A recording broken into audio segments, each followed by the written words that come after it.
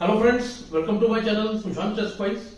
Today we have got a game practice session and we will try to reach the rating of 1700. Let's play 3 to 4 games and see how far we can go. Right now the rating is 1581 and main objective of these lessons is to practice the openings, the gambits which all we have learned. So let's get started with the game. Let's get started. We have the white pieces e4, c6, Caro Kann defense, and we would use the panopotunic attack, which is what I use generally myself. So DC is a slightly inferior move. The bishop becomes very strong. Let's develop. Queen can come to b3 at a useful moment. See, this is a moment where early development of queenside bishop, and you must have noted there are two strong candidates. One is ne5 and other is, I think, stronger. bf7 check, king takes and knight check, and see, we take on g4. We'll win the pawn, castle is broken, and should be a great position for white already. So pawn up plus a better king position. Let's develop b3. d5 was mistake because of qd5. Queen f5 check, helping us to develop with knight c3.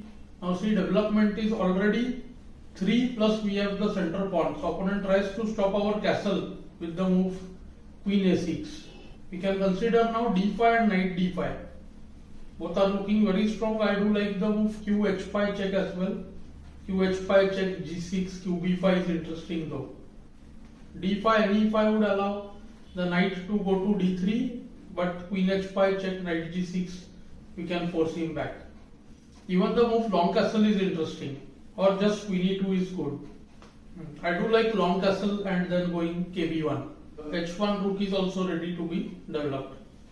The problem with 3-2 games, especially with me, is I don't play regularly. So what happens is, very often I can come into time trouble, and in winning positions errors are more common.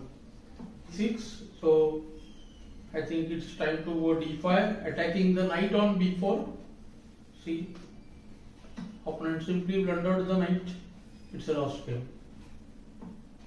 Wants to attack c3. Let's trade the queens and let's settle the game quickly. We also had bd4. Knight is heading to e6.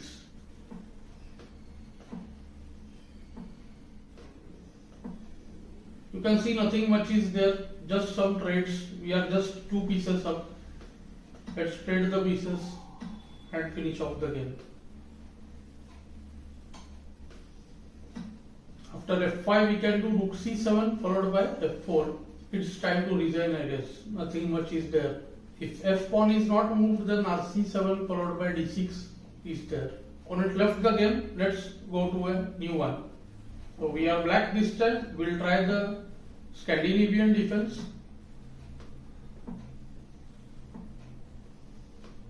c4. White wants to hold to the pawn, and this gives lot of development to black. Already see 2 extra developed pieces. d4 allows bb4. So opponent plays d3, but now I prefer the move order bc5 and qd7 long castle. Now see, b4 would be blunder because of just qb4. See, once again the g5 bishop is loose. We can look at, see, bishop f2 check, king f2, knight check, pawn cannot take the knight because queen hangs, and then see, next move would be knight e4. Sorry, next move would be knight g5. See, pawn cannot take the knight because the queen on d1 is hanging, and then we take on g5, most preferably with the knight here. So we got the pawn back, opponent's castle is broken, development is more, it's a winning position. Normally I prefer long castle, but here let's go short castle, rook e8. Let's finish off the game quickly. Let's pin the knight on f3. We can look for some trades here. Knight f3 followed by check on h4. We can play knight d4 as well. Yes, I like bf3, knight d4. And see, knight into f3 followed by qh4 check. I think this should settle the game very quickly. bb7 allows rook b8 and rook b2 check. With some practice we can manage the time also better. Is again close to winning position. See, b7 blunder.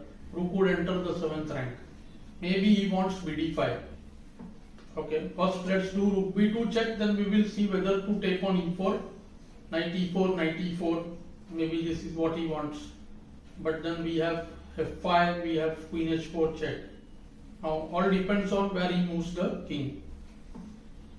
So see, knight e4, then this time we have ne2 check followed by q d4. And here too ne2 is possible. There would be some trades after ne2, ne2, q d1, rd1, re2, but I think we should look for more here. qf6 looks very strong. Let's go qf6. There is threat of qf2 mate. There is threat of knight e2 check, knight e2, rook e2, queen e2, a1 rook hangs. So there is some problem on the diagonal. I think it's game over again. The opponent allowed, see, queen f2 check, and next move is mate. We managed to cross 1600. Let's do one or two more games and see how far we reach. We have the white pieces. Let's see which gambit can be employed. So French defense, I would prefer the advance and the Millner gambit after white goes nf3, bd3 castle.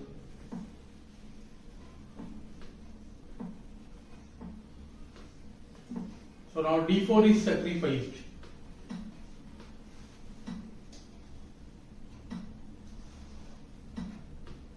And this is all theory. Queen e5 allows re1 and knight heads to either d5 or b5 depending on the queen move. This is preferred by many, but it's already a bad position. Castle is broken. See, our development is way more, and this is, we are still in our preparation now. Now see, g6 will allow queen f3 and queen e7 is also really bad. We can look to do bishop f4, knight f6, maybe queen e5. Let's go bishop f4 without wasting much time. Knight f6, obvious move. Now the queen can decide. Queen e5 and g4 is, I think, also reasonable.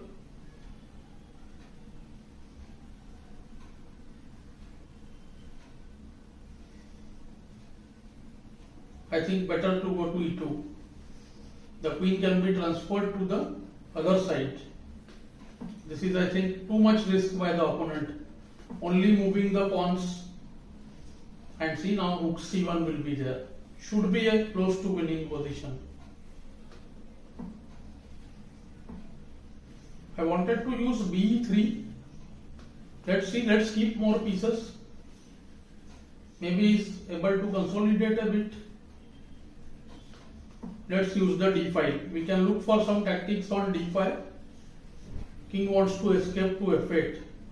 So rook c8, bd4, rook d8, bd4 we will use in order to take on f6 and maybe take on d5.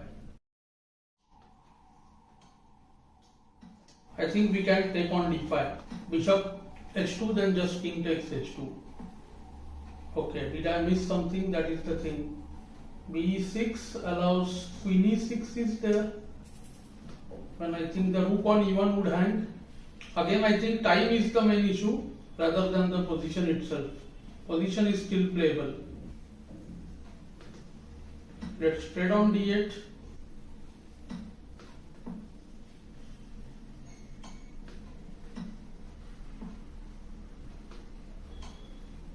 Due to low time, I traded the pieces, but let's see. With opposite colored bishop, there is some chance. Anything can happen now. We also have an edge passer, so let's see.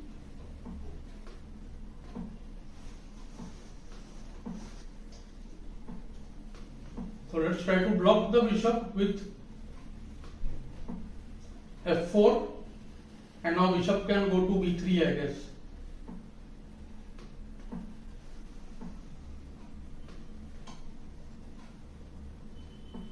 I think we can push the h pawn. Although it won't win outright, bishop can be, opponent can place his bishop to b2. He wants a trade.